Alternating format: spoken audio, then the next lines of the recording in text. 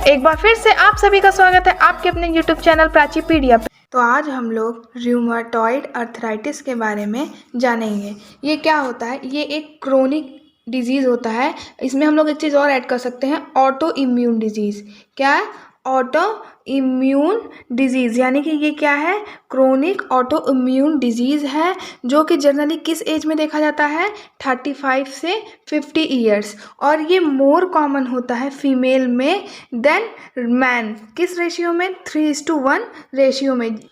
Next line में लिखा है कि it is a chronic systemic inflammatory disorder with progressive erosion of bone and cartilage causing significant joint destruction and deformity.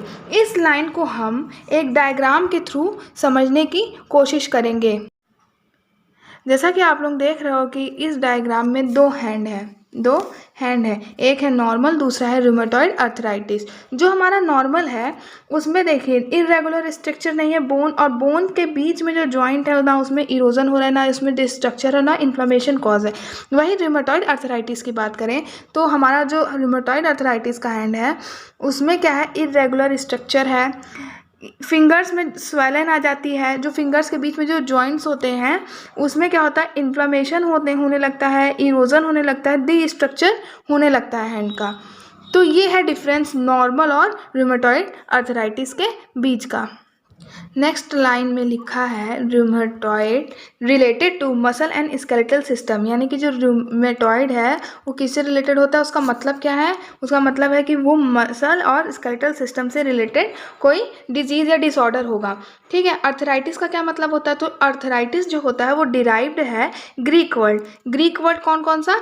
Earthon और itis. कहीं भी आपको वर्ल्ड के पीछे आइटिस लगा होगा तो इसका मतलब होता है कि वो इन्फ्लेमेशन कॉज कराए या इन्फ्लेमेशन डिसऑर्डर होगा किसी भी बीमारी में। ठीक है। अर्थरॉन का क्या मतलब होता है? जॉइंट, और आइटिस का क्या मतलब होता है? इन्फ्लेमेशन। यानी कि अर्थराइटिस का क्या मतलब होगा? Inflammation of joint. तो इस लाइन से आप समझ गए होंगे कि रूमेटॉइड का क्या मतलब होता है और अर्थराइटिस का क्या मतलब होता है।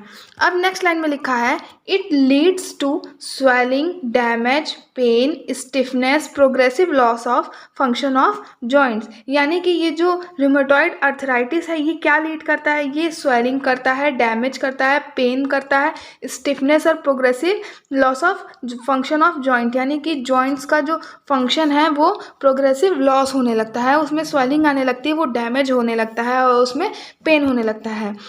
तो जहाँ तक इस रूमेटॉइड अर्थराइटिस के साइन और सिम्टम्स की बात की जाए तो सबसे पहले आपको जो जॉइंट्स है वहाँ पे इन्फ्लामेशन दिखेगा, पेन दिखेगा, और क्या होगा?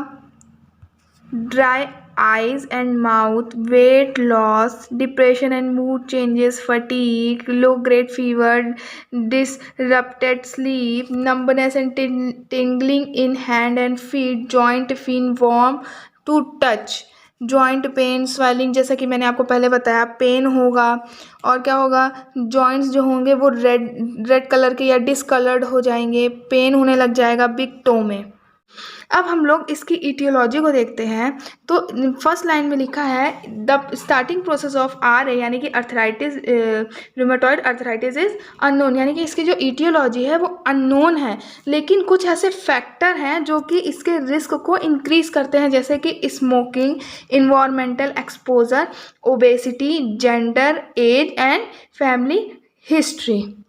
इटियोलॉजी को पढ़ने के बाद अब हम लोग पैथोजेनेसिस की तरफ बढ़ते हैं, लेकिन उसका डिटेल डिस्कशन करने से पहले हम लोग एक बार जॉइंट की एनाटॉमी को देख लेते हैं। तो ये जो स्ट्रक्चर है ये कौन से जॉइंट का है? ये है नी जॉइंट का, जिसे हम लोग क्या कहते हैं? साइनोवियल जॉइंट कहते हैं, जो कि क्या करती है? बोन और कार्टिलेज को किसको? बोन और कार्टिलेज को जॉइंट करती है विथ फाइब्रस जॉइंट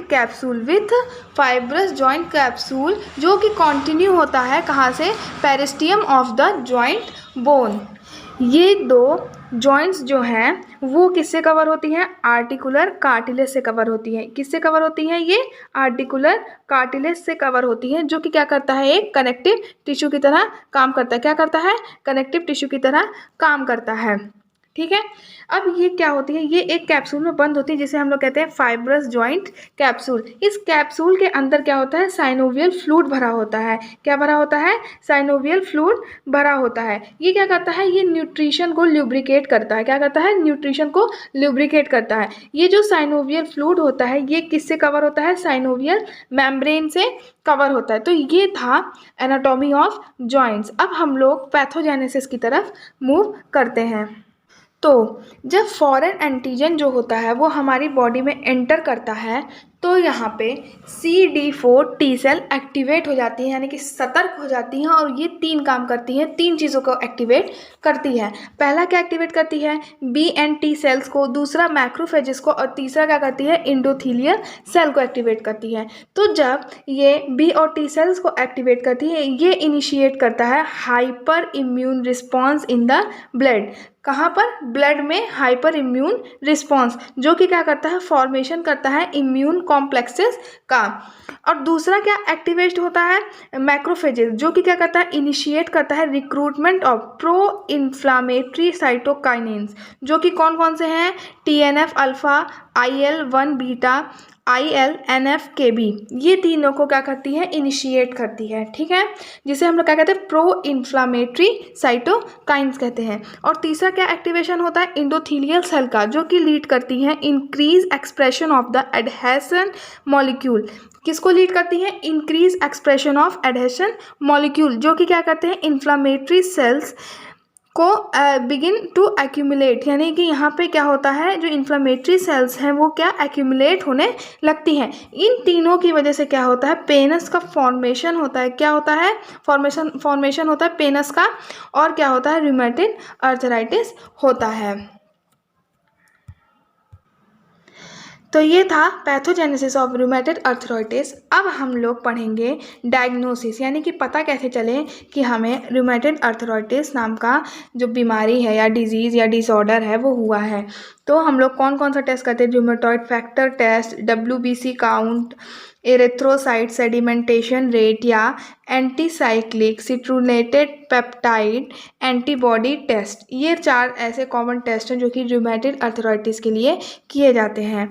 अब इसके ट्रीटमेंट की बात की जाए तो फर्स्ट पॉइंट में लिखा है take maximum rest preferably during night, यानी कि प्रीफर किसको करना है, ड्यूरिंग नाइट को। लेकिन अब ये नहीं कि अब सारे दिन आप सोते ही रहो, नहीं, मैक्सिमम रेस्ट करना है, लेकिन उसके साथ साथ आपको ग्रेजुअल एक्सरसाइज करनी है जो कि आपके जॉइंट के स्ट्रेंथ को मेंटेन रखने में हेल्प करे। और तीसरा है आपको प्रॉपर मेडिसिन लेनी है जो कि रूमेटॉइड अर्थराइटिस के लिए यूज़ की जाती है। मिलते हैं नेक्स्ट वीडियो में एक नए टॉपिक के साथ। तब तक के लिए मेरे चैनल को सब्सक्राइब कीजिए, लाइक कीजिए, कमेंट कीजिए और अपने दोस्तों में शेयर कीजिए। Thank you.